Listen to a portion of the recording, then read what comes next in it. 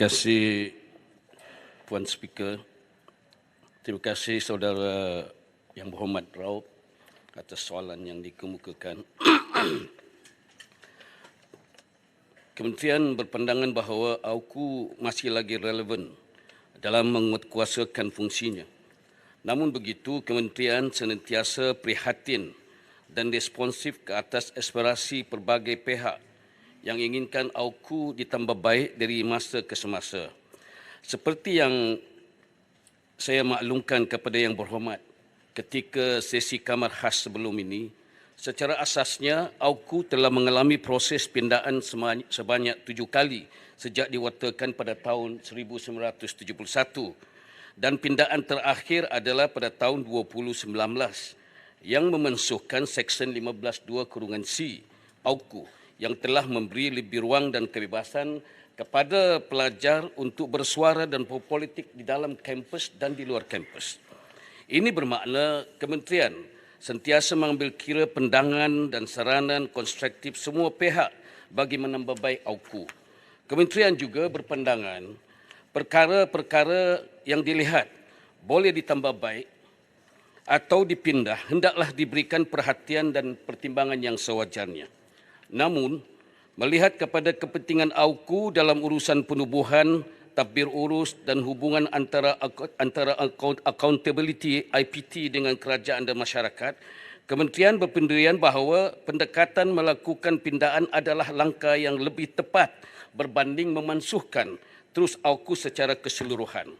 Apatah lagi sekiranya pengenalan akta baharu bagi menggantikannya hanya akan mengambil kembali dan mengguna pakai semula kebanyakan peruntukan sedia ada seperti di dalam AUKU.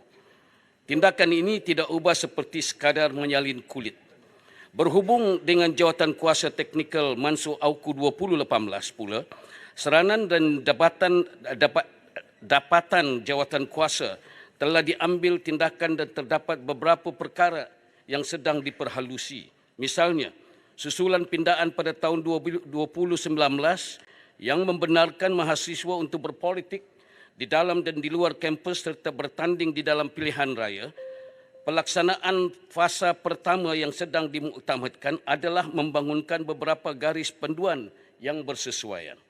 Garis panduan ini bertujuan memberi lebih kebebasan kepada pelajar dalam menguruskan aktiviti pelajar dan dalam menyertai kegiatan politik di dalam dan luar kampus dengan cara yang selamat dan teratur.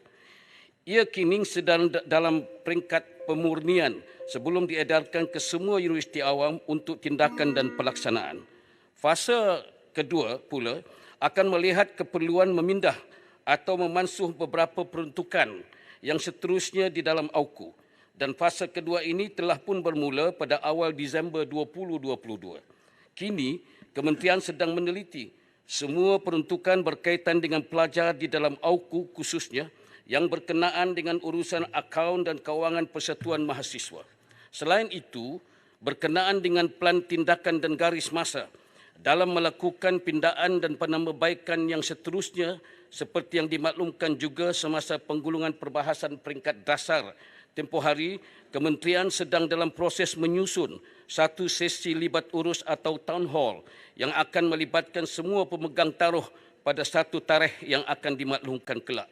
Berdasarkan sesi town hall tersebut kelak, Kementerian akan memperhalusi kedapatan yang diperoleh dan mempertimbangkannya bersama-sama dengan pelbagai dapatan dan saranan lain yang telah diberikan kepada pihak Kementerian.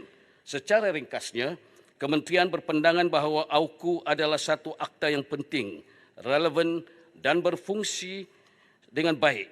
Dan sebarang kelemahan yang terdapat di dalamnya boleh diperhalusi dan ditambah baik melalui pindaan dan bukan pemansuhan. Terima kasih, Tuan.